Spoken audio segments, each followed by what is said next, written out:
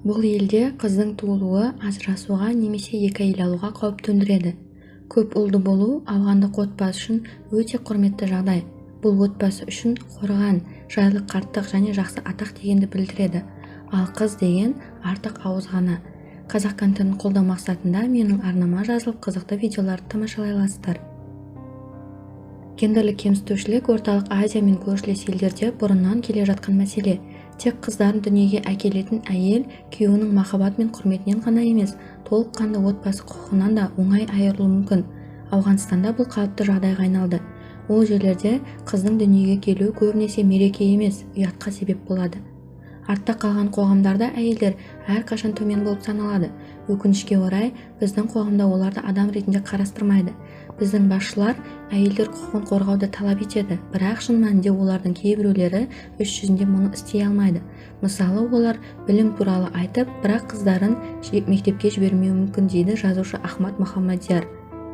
Ауғанстанда нашра рәсімі баланың дүниеге келуін тойлауға арналған дәстүрлі рәсім. Тек ол балаларға арналған. Рәсімге отбасы мүшелері, достары және көршілер жиналады. Рәсім өлең оқу мен дұға етуден басталады. Содан кейін музыка мен би басталады. Олар ұл туа білген әйелді жан-жақты мадақтайды. Үйдің ауласында дастархан жайылып, қонақтар әйелге сыйлықтарымен келеді. Әдетте сыйлық ретінде азық-түлік әкелінеді. Соның ішінде тірі тауықтар да бар. Ол тауықты анасы отбасының мұрагерін жақсы тамақтандыру үшін алып келеді. Жаңа туған нәрестенің құрметіне оқылатын өлеңдерде ата-анаға баланың қоғамның толыққанды мүшесі болу үшін оны қалай тәрбиелеу керектігі туралы ұсыныстар бар. Егер қыз туылған болса, әке үшін де, ана үшін де бұдан артық ұят жоқ. Қыз туылғанда үйге қиындық келеді деп есептеледі. Отбасында қыздың пайда болуынан оттан қорыққандай қорқады. Бүкіл туған туыстары, таныстары қыз туған әйелді алабестей жек көре бастайды. Әйелдерге қасақана қатыгездік жасау, медициналық көмекке немқұрайлы қарау және шарасыз кедейлік Ауғанстанды әлемдегі әйел болып туылмаған дұрыс бірінші елге айналдырды. Анасы қызымен бірге үйге оралғанда оны ұрып соғуы мүмкін, оны ең жаман сөздермен қорлайды, ал күйеуі бейшараны тамақтан айыруы мүмкін, тіпті түнде де үйде қалдырмайды. Ол қызымен қорада түнеуге мәжбүр болады. Ол отағасы көпшілік алдына шыға алмайды. Достары мен бейтаныс адамдардың бәрі оны келеке етіп масқаралайды.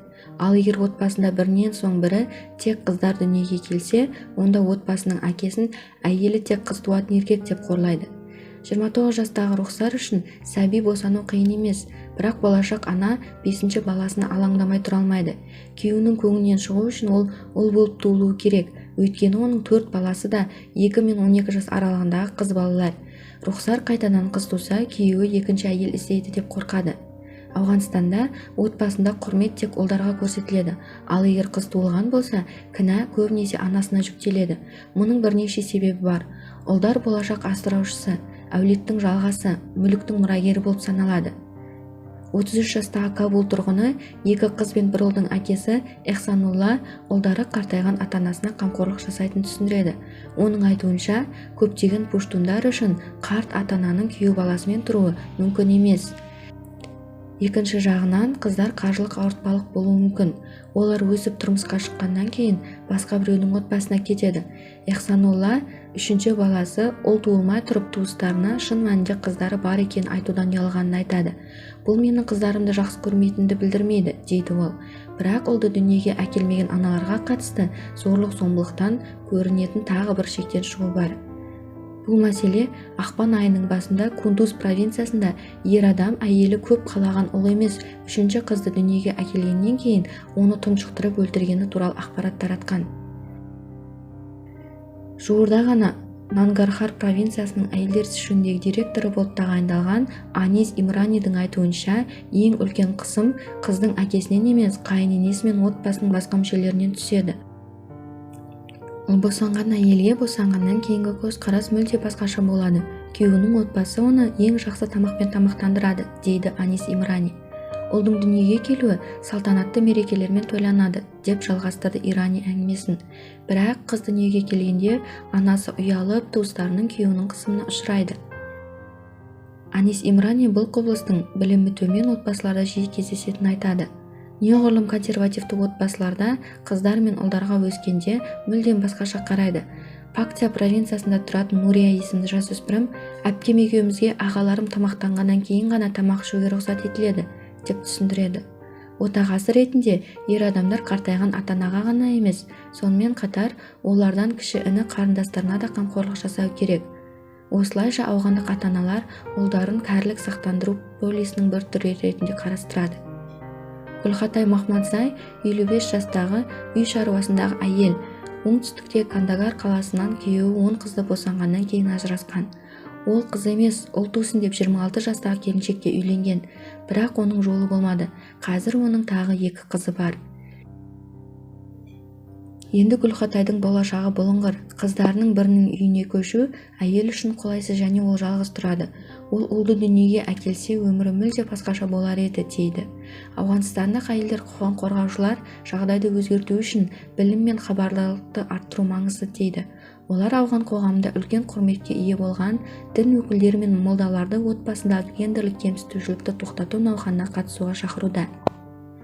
Дініміз ислам діні келгенге дейін жиі кездесетін баланың жынысына байланысты кемсітуге тыйым салады. Бұл ислам дініне қайшы және надандық пен имансыздықтың белгісі, дейді ауғандық дін ғұламасы Мауляна Мұстафа. Рухсардың некесі қыл үстінде тұр. Ол нәрестенің жынысын анықтауды күтуде.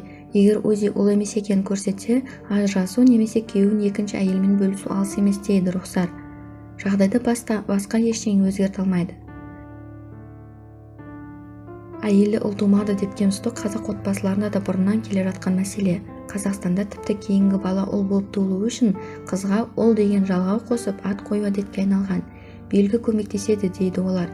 Бірақ әйелі ұл тумаса, ажырасуға баратындар да бар. Немесе отбасылық қарым-қатынас нашарлайды. Кейбір орталық Азия елдерінде туу деңгейінің төмендеуі себебінен қазіргі таңда кез келген жаңа туған нәресте туылуы қуанышты жағдай болып есептеледі. Осы видео ұнаса, лайк басып және арнама жазылып, мені қолдасаңыз алғысым шексіз, қадірменді көрермен. Менің арнамнан алда осындай қызықты және таңғаларлық видеороликтер тамашалайсыздар. Сіздермен болған Арай Факт арнасы.